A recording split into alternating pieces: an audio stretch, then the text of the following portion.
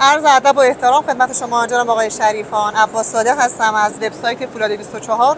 ممنونم که قبول زحمت کردید و به غرفه ما تشریف آوردید. لطفاً خودتون و مجموعتون رو برای فعالان وبسایت فولاد 24 معرفی بفرمایید.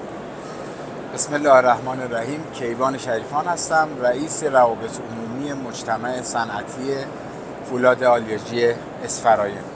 ممنونم از حضرت عالی و همکاران عزیزتون در وبسایت خبری فولاد 24 که همیشه در زمینه آهن و فولاد بسیار فعالید، خبررسانی میکنید و در کنار ما هستید، در کنار مجموعه های تولیدی کشور هستید. سپاسگزاری میکنم از زحماتشون.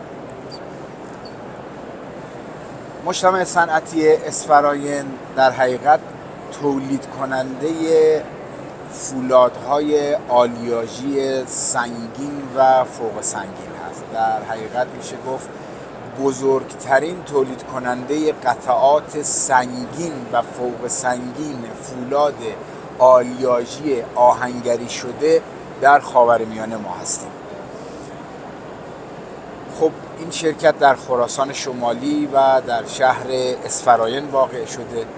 در سال 1369 تأسیس شد و سال 1370 آغاز به کار کرد. البته پروژه اجرایی این شرکت در سال 1375 اولین فازش مورد بهره برداری قرار گرفت که فاز آهنگری شعاعی بود در 5 دستگاه آهنگری شعاعی یا رادیال فورج.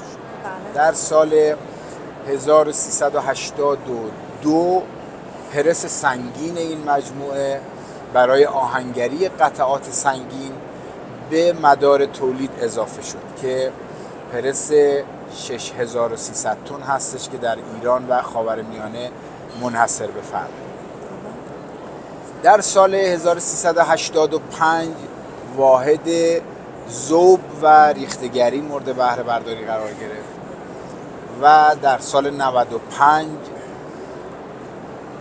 واحد ESR در سال 95 واحد عملیات تکمیلی و در سال 1400 واحد ESR این مجموعه و CCM ریختگری پیوسته به زنجیره تولید، به فرایند تولید این مجموعه اضافه شد و در حقیقت این امکان رو به ما داد که به جای تولید شمش خام، به جای تولید مقاطع که ارزش افزوده کمی رو برای ما داشت، ما بتونیم قطعه نهایی تولید بکنیم.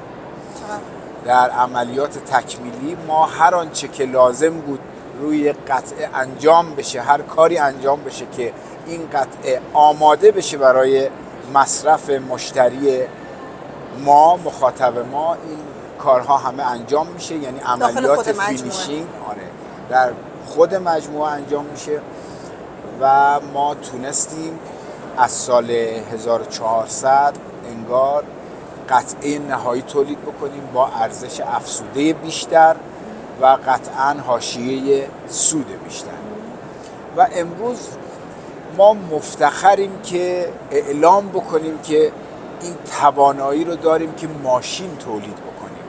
یعنی ما قطعات استراتژیک ماشین هایی رو تولید میکردیم تا امروز که جزو ماشین های استراتژیک و مهم صنایع کشور، صنایع فولادی، صنایع نیروگاهی و مهمتر صنایع معدنی بود. فقط بازار داخل. ولی امروز این افتخار رو داریم که اعلام بکنیم خود این ماشین رو که تا به حال در ایران اصلا امکان تولیدش نبوده، ما این رو میتونیم تولید بکنیم و الان آماده سفارش گیری هستیم برای اینکه مثلا ماشین HPGR یا ماشین قفسه نورد با برند ایایکو، با برند مجتمع صنعتی اسفراین به مشتری تحویل میشه. برای بحث صادرات هم تا حالا برنامه‌ای داشتین یا اصلا انجام شده بحث صادراتی؟ بله، فقط بازار داخل بوده.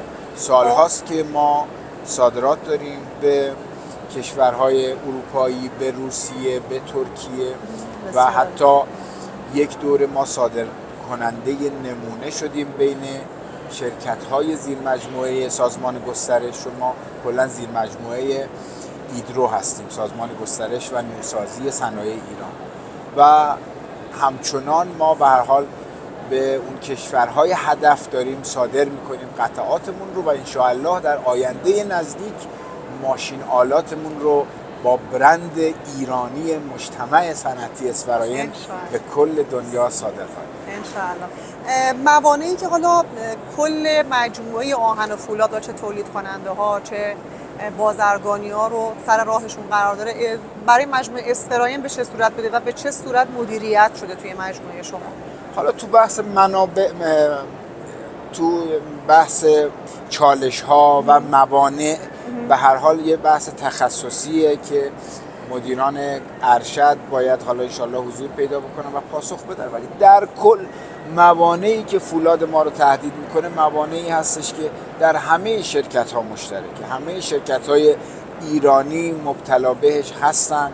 به هر حال الان دیگه میشه بگیم که مهمترینش بحث حامل های انرژی و شاید بشه بگیم که مهمترینش برقه که واقعا فلج کرده صنعت کشورمون. و توی زمستان بحث ما امسال 4 ماه برق نداشتیم و این یک فاجعه است، یعنی میلیاردها ضرر. ولی از اونجایی که مدیریت ارشد شرکت با هوشمندی این استراتژی رو تعریف کرد، بحث تولید ماشین رو، ما اومدیم تو همون مقاطعی که برق داریم این رو به هر حال صرف تولید قطعه نهایی و انشاءالله ماشین خواهیم کرد که این ارزش افزوده اون به هر حال ضرری رو که ما از ناحیه قطع برق متحمل میشیم به هر حال جبران میکنه و انشاءالله جبران خواهد کرد.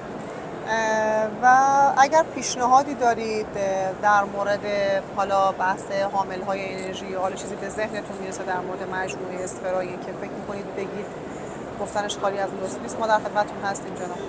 والا خب اگه با نگاه ملی بخوایم نگاه بکنیم، واقعا خب این راه حل فوری و به این سریع نداره.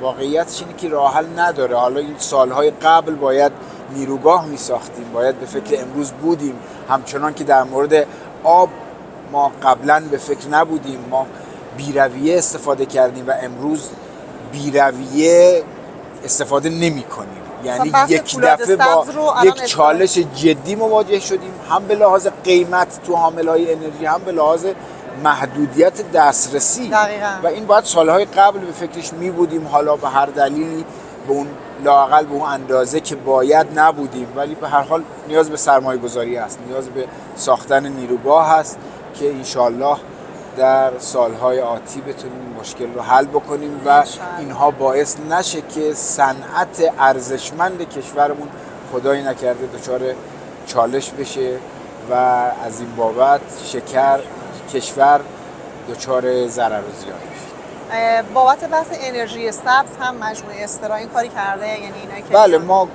1-2 سالی هستش که این بحثش مطرح شده و قراردادهای لازم برای احداث به هر حال نیروگاه‌های خورشیدی و استفاده از انرژی سبز منعقد شده و انشاءالله ظرف چند سال آینده توی چند تا فاز مورد بهره برداری قرار خواهد گرفت و این به هر حال به فرایند تولید ما انشاءالله کمک خواهد کرد تا این نواقصی که وجود داره و این موانعی که توی این مدت بوده رفع بشه و ما بتونیم پرقدرت و با تمام ظرفیت انشاءالله کمک بکنیم به استقلال کشور. من این نکته رو در انتها می‌خواستم اضافه بکنم.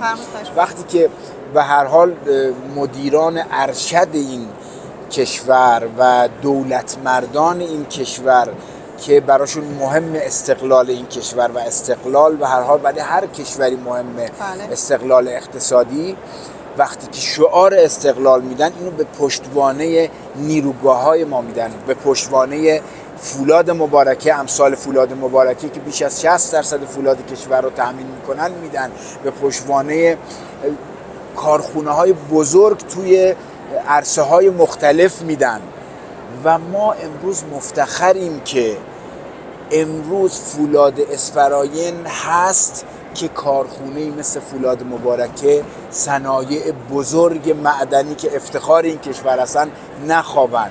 ما قطعات و انشاءالله ماشینالات استراتژیک این شما به قلبشون دارید کارخونه‌ها و کمک افتخارات می‌کنید. بله. کشور رو تأمین میکنیم تا همچنان افتخار کشور باقی بمونن و این بسیار. کشور بتونه پرقدرت شعار استقلال بده. زنده باشین. خواهش می‌کنم. خیلی ممنون از اینکه وقت گذاشتین و به غرفه ما تشریف آوردین. انشاءالله که فولاد اسفراین همیشه به درخشه. جناب خیلی آقای ممنون، شریفان. متشکرم از زنده زحماتی که شما خواهش می‌کشید، می‌کنم. زنده از باشید. دلسوزی‌های شما، همکارانتون و همه خواهش رسانه‌هایی می‌کنم. که انجام وظیفه در هستش. کنار صنعت واقعا همدلی میکنن، دلسوزن باشید. و یار و یاور صنعت پر افتخار ایران عزیز هستن. زنده باشین. قربان شما. قربان خواهش شما. می‌کنم.